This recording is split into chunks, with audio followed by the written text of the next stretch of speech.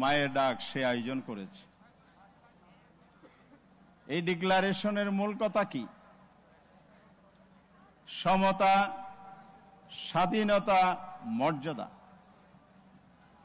এর আগেও যত আন্তর্জাতিক সনদ বা ডিক্লারেশন হয়েছে, 622 সালের মদিনার সনদ, 1215 সালের ম্যাগনা কার্টা, 1670 সালের বিল অব রাইটস, সেই মানবাধিকারের সনদ বা ডিক্লারেশন বিশ্বে কতটুকু কার্যকর হয়েছে? কিছু কিছু সভ্য দেশের অগ্রগতি আছে। আজকের ফিলিস্তিন, কাশ্মীর, ইউক্রেন পৃথিবীর আজকে যুদ্ধ বিধ্বস্ত জনপদ, সেগুলো আঙ্গুল দিয়ে দেখিয়ে দিচ্ছে সর্বত্রই মানবাধিকার লঙ্ঘন হচ্ছে। বাংলাদেশের গত 15 বছরের ইতিহাস মানবাধিকার লঙ্ঘনের সবচেয়ে ভয়াবহ ইতিহাস। আমরা জানি এই 15 বছরে অধিকার, হিউম্যান রাইটস অর্গানাইজেশন এবং এই ধরনের আরো যত অর্গানাইজেশন আছে, অ্যামনেস্টি ইন্টারন্যাশনাল, তাদের রিপোর্ট পর্যালোচনায় দেখা যায় প্রায় 2500 মানুষ গুম করা হয়েছে শেখ হাসিনার শাসন আমলে, অপশাসনের আমলে। নারীর প্রতি সহিষ্ণুতা হয়েছে, 13,500 নারী ধর্ষণের শিকার হয়েছে। ছাত্রলীগ উল্লাস করেছে ধর্ষণের সেঞ্চুরি করে। বাংলাদেশের নাগরিক বিশ্ববাসীর কাছে আজকে লজ্জায় মাথা দেখানো কঠিন। এভাবে প্রতিটি ক্ষেত্রে বিচার বহির্ভূত হত্যাকাণ্ড, গুম, খুন, নির্যাতন আজকে সর্বোচ্চ, এগুলোর শিকার হয়েছে রাজনৈতিক নেতৃবৃন্দ, মানবাধিকার কর্মী, সাংবাদিক, ভিন্ন মতের সিভিল সোসাইটির আলেম ওলামা, এক কথায় গণতন্ত্রকামী মানুষ, ফ্যাসিবাদ বিরোধী মানুষ। সাগর রনির বিচার আজও মানুষ পায়নি। এদেশে গুম হয়েছে সেনা কর্মকর্তা থেকে বিভিন্ন পর্যায়ের জনগণ। এখানে 9 সালের বিডিআর হত্যাকাণ্ড বিদ্রোহের নামে সেখানে যে সেনা হত্যা হয়েছে, 5ই মে 13 সাল 61 লাশ পাওয়া গেছে, শত শত লাশ গুম হয়েছে।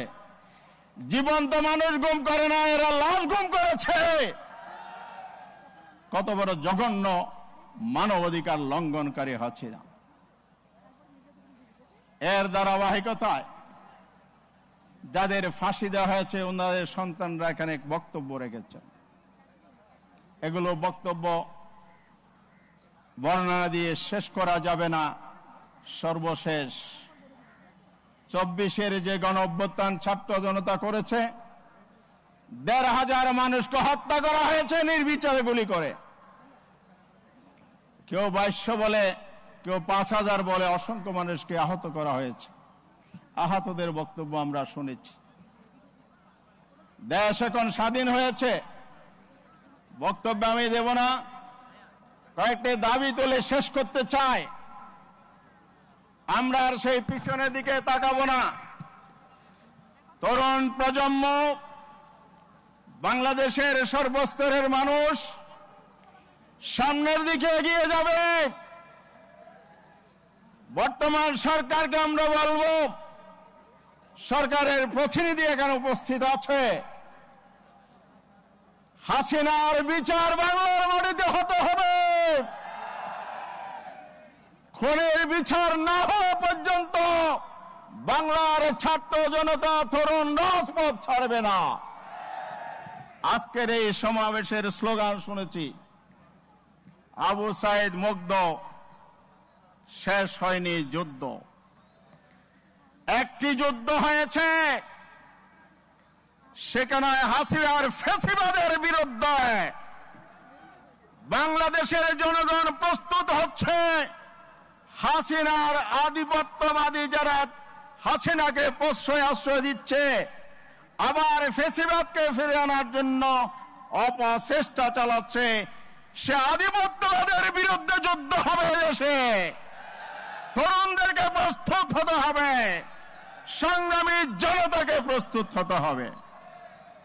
সেই যুদ্ধ ফ্যাসিবাদের চিরকবর যদি রচনা করতে হয়, তাহলে অতীত ভোলা যাবে না, 24-এর চেতনাকে ভোলা যাবে না।